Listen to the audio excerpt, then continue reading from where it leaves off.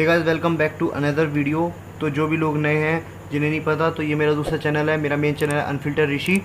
तो जो भी लोग नए हैं, जाके उस चैनल को भी सब्सक्राइब करें। तो स्टार्ट करते हैं इस वीडियो को। ये वीडियो काफ़ी खास होने वाली है, क्योंकि इस वीडियो में हम बात करेंगे जीएस पोर्शन को लेके। और जो भी लोग टारगेट कर रहे हैं SSC, CGL, CHSL, JE, MTS, CPO, लेकिन जिन्हें एग्ज़ाम नेक्स्ट ईयर देना है, क्योंकि जीएस बिल्कुल मतलब ऐसा हलवा नहीं है कि मतलब जब भी उठाया और खा लिया। इसमें मेहनत लगेगी, प्रॉपर आपकी तैयारी, स्ट्रेटेजी सब आपको मैनेज करनी होगी, क्योंकि काफ़ी वास्ट सिलेबस है। और आपको चाहते हो कि इंस्टेंट आपको रिजल्ट मिले, तो ऐसा बिल्कुल नहीं होगा। इसमें आपको पढ़ना पड़ेगा। तो मैं इसमें बताऊंगा कि आपको क्या क्या पढ़ना है, कहाँ से पढ़ना है, कितना पढ़ना है, जिससे आप आराम से 30 to 35 आराम से स्कोर कर सकते हो। तो स्टार्ट करते हैं इस वीडियो को। तो सबसे पहले हम इसमें क्या क्या कवर करने वाले हैं, टॉपिक्स टू बी कवर्ड। सबसे पहले बुक्स और वीडियोस, मतलब आपको कौन सी बुक्स फॉलो करनी है, कौन सी वीडियोस देखनी है, किस यूट्यूबर की देखनी है, किस चैनल को देखना है, इसमें हम इस वीडियो में बात करेंगे। उसके बाद how to approach any subject, मतलब किसी भी सब्जेक्ट को स्टार्ट कर रहे हो तो कैसे स्टार्ट करें, उसको अप्रोच कैसे करें, वो हम इस वीडियो में बात करेंगे। उसके बाद ऑप्शन एलिमिनेशन अप्रोच, मतलब कि कई बार हमें क्वेश्चन नहीं आता है एग्जाम में, लेकिन हम ऑप्शन देख के कैसे उस क्वेश्चन को कर सकते हैं, कैसे अपनी हैबिट बनाएं वो करने के लिए, वो हम बात करेंगे इस वीडियो में। उसके बाद मिसकॉन्सेप्शन, काफ़ी लोगों की मतलब कि मिसकॉन्सेप्शन रहता है कि हमें मतलब जीएस पढ़ना चाहिए नहीं पढ़ना चाहिए, उसके बारे में हम इस वीडियो में बात करेंगे। उसके बाद लक फैक्टर, जो कि काफ़ी इंपॉर्टेंट होता है, तो उसके बारे में हम बात करेंगे लास्ट में। तो स्टार्ट करते हैं इस वीडियो को। तो सबसे पहले बुक्स एंड वीडियोस। सबसे पहले मैं आपको बताऊंगा कि कौन कौन सी बुक्स आपके पास होनी चाहिए। तो काफ़ी लोग क्या होता है कि वीडियोस देखना पसंद नहीं करते हैं, उन्हें बुक से खुद पढ़ना होता है। तो आपको अगर थ्योरी खुद पढ़नी है तो आप ये लूसेंट की बुक ले सकते हैं, या फिर अजंत की एक बुक आती है मनोहर पांडे की। ये 30 रुपये वाली नहीं लेनी है आपको, एक 70-80 रुपये की आती है, वो वाली बुक आपको प्रीफर करनी है। दोनों ही बुक अपने आप में काफ़ी अच्छी है। तो मेरे पास लेकिन लूसेंट वाली बुक है, तो मैं बोलूँगा कि लूसेंट वाली बुक, अगर आपको थ्योरी खुद पढ़नी है तो आप लूसेंट वाली बुक ले सकते हैं, लेकिन इसमें बहुत ज़्यादा दिया हुआ है, तो आपको छाँट के पढ़ना होगा। एक बार आप कोई भी टॉपिक को कवर कर लेते हैं, तो उसके बाद उसके एमसीक्यू लगा लेना। तो एमसीक्यू लिए ये दो बुक काफ़ी अच्छी है। एक तो ये किरण पब्लिकेशन की जनरल अवेयरनेस की बुक है, सोल्ड पेपर है इसके अंदर, और दूसरी है पिनेकल की बुक है। ये भी जनरल स्टडीज़ की है, इंग्लिश मीडियम में और हिंदी मीडियम दोनों में आती है बुक, और दोनों में क्वेश्चन दिए हुए हैं। तो दोनों ही मतलब बस ऑथर का फ़र्क है, दोनों में PYQs हैं, तो आप किसी भी बुक को लेके क्वेश्चन लगा सकते हैं। तो उसके बाद बात करते हैं किन YT चैनल्स को आप प्रीफर कर सकते हैं अगर आपको बुक से नहीं पढ़ना है तो सबसे पहले मैं बताना चाहूँगा कि GS टर्मिनल बाय अनुराग सर। अनुराग सर का एक चैनल है GS टर्मिनल, उस पर पढ़ाते हैं अनुराग सर। तो इन्होंने यहाँ पे जियोग्राफी, हिस्ट्री, पॉलिटी सब पढ़ा रखा है। तो मैंने इनसे पॉलिटी पढ़ा था। पॉलिटी के कम से कम 3 से 4 क्वेश्चन हर बार पूछे जाते हैं, और वो हमेशा सही होते हैं, क्योंकि मतलब इतने इजी क्वेश्चन आते हैं कि अगर आपने बस पॉलिटी पढ़ भी रखी है ऊपर से, तब भी आपके ये क्वेश्चन हो जाएंगे। तो आप अनुराग सर से, ये GS टर्मिनल चैनल है उनका, वहाँ से जाके पॉलिटी पढ़ सकते हैं। हिस्ट्री में मॉडर्न हिस्ट्री काफ़ी इंपॉर्टेंट होती है, उससे भी 2 से 3 क्वेश्चन हर बार पूछते हैं, तो वो भी काफ़ी अच्छा पढ़ा रखा है सर ने। उसके बाद जियोग्राफी के तो आपको पता ही है, 5 से 6 क्वेश्चन तो हर बार आते हैं, और वो भी यहाँ पे आप पढ़ सकते हैं। तो अगर आपको पूरा कंटेंट एक ही जगह चाहिए तो आप GS टर्मिनल पे जाके अनुराग सर की वीडियो देख सकते हैं। उसके बाद एक चैनल है इंडोलॉगस, यहाँ से आप करंट अफेयर्स पढ़ सकते हैं। ये मंथली करंट अफेयर्स की वीडियो डालता है। उसके बाद GK tricks, crazy GK tricks, यहाँ से आप इकोनॉमिक्स की वीडियो देख सकते हैं, या फिर जो भी टॉपिक आपको हार्ड लगे तो यहाँ पे ये ट्रिक्स डालते हैं, और छोटी 8 से 10 मिनट की वीडियो होती है इनकी। यहाँ से जाके आप उसको अपनी तैयारी को मतलब बूस्ट कर सकते हो। उसके बाद एक SSC क्रैकर्स नाम से एक और चैनल है, वहाँ से भी जाके आप GK की वीडियोस देख सकते हो। ये 4-5 चैनल ऐसे हैं, ये 4 चैनल ऐसे हैं जिससे आप अपनी GK को अच्छा कर सकते हो। उसके बाद बात करते हैं इंपॉर्टेंट टॉपिक्स, कौन कौन से टॉपिक्स आपको मतलब पढ़ने ही पढ़ने हैं। तो एक साइड मैंने सब्जेक्ट लिख दिए हैं, एक साइड इंपॉर्टेंट टॉपिक्स हैं। तो सबसे पहले बात कर लेते हैं हिस्ट्री की। तो हिस्ट्री में 3 पार्ट होते हैं, एंशिएंट हिस्ट्री, मिडाइवल हिस्ट्री और मॉडर्न हिस्ट्री। तो सबसे इंपॉर्टेंट होता है इसके अंदर मॉडर्न। अगर आपके पास टाइम कम है, अगर आपका पेपर 1-2 महीने बाद है, तो आपको ये मॉडर्न हिस्ट्री तो करके जाना ही जाना है, क्योंकि इससे 2 से 3 क्वेश्चन तो हर बार पूछता है, और वो क्वेश्चन काफ़ी ईजी होते हैं, और वो INC रिलेटेड होता है, या फिर गांधीयन एरा के बारे में, और गवर्नर एंड वाइसरॉय के बारे में पूछ लेता है कि किस ईयर में कौन वाइसरॉय था। अगर आपका पेपर अगर नज़दीक है तो इन 3 टॉपिक्स को तो आप कर ही लेना। तो बात करते हैं इंपॉर्टेंट टॉपिक्स की हिस्ट्री के लिए। तो ये Indus valley civilisation, Buddhism, Jainism, 18वीं शताब्दी की क्रांति, मौर्य समाज। उसके बाद है governor and viceroy, Gandhian era, INC sessions, ये आपको पढ़ने हैं हिस्ट्री में।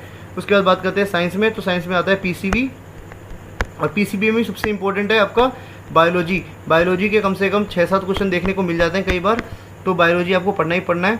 तो बात करते हैं साइंस की। तो साइंस में SI units, inventions, formulas, chemical names, periodic table, alloy, human disease, vitamin and plant kingdom. इसमें भी जो ह्यूमन डिसीज़ है उससे क्वेश्चन हर बार पूछता है, विटामिन से पूछता ही है, जैसे B12 का नाम क्या होता है, फिर ऐसे कुछ कुछ भी पूछ सकता है, प्लांट किंगडम पे भी क्वेश्चन पूछता ही है।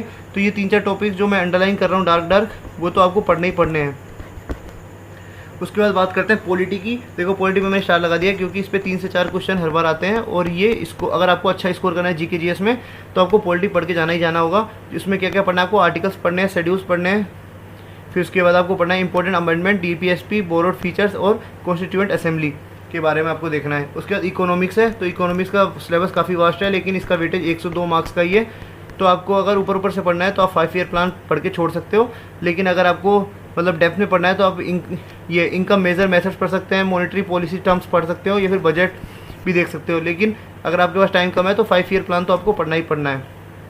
उसके बाद जियोग्राफी का वेटेज भी काफ़ी अच्छा होता है, 5 से 6 मार्क्स के क्वेश्चन आ जाते हैं जियोग्राफी से। तो उसमें आपको पढ़ना है इंडियन मैप्स के रिलेटेड पढ़ना है, जैसे कि आपके आसपास की बाउंड्रीज क्या क्या है, फिर मिनरल्स क्या क्या कहाँ पाए जाते हैं। उसके बाद नेशनल पार्क्स कहाँ पे कौन सा है, वाइल्ड लाइफ सेंचुरीज कहाँ पे है, रिवर एंड इट्स ट्रिब्यूटरीज के बारे में पूछ लेता है।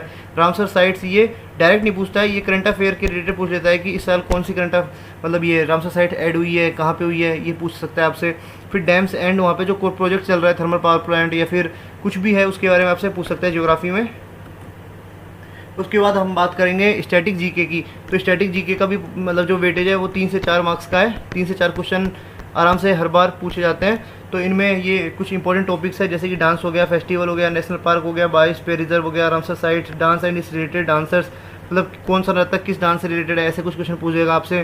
फिर musical instrument, lake, CM and governor, first in India and the world, temples पूछ देगा। तो इन टॉपिक्स को आप कवर कर सकते हैं। आपको ये बुक मंगवानी पड़ेगी रोजगार विद अंकित की, या फिर आप इनका एक यूट्यूब चैनल भी है रोजगार विद अंकित, उसमें नवीन सर ने पढ़ा रखा है। इनकी कुछ 30 से 35 लेक्चर की प्लेलिस्ट है, उसको आप देख सकते हैं। और अगर आपको यूट्यूब पे वीडियो नहीं देखनी है तो आप ये बुक ऑर्डर कर सकते हैं, 150 रुपये के आसपास की बुक पड़ेगी आपको। तो उससे ये आपकी ये सारे टॉपिक्स कवर हो जाएंगे।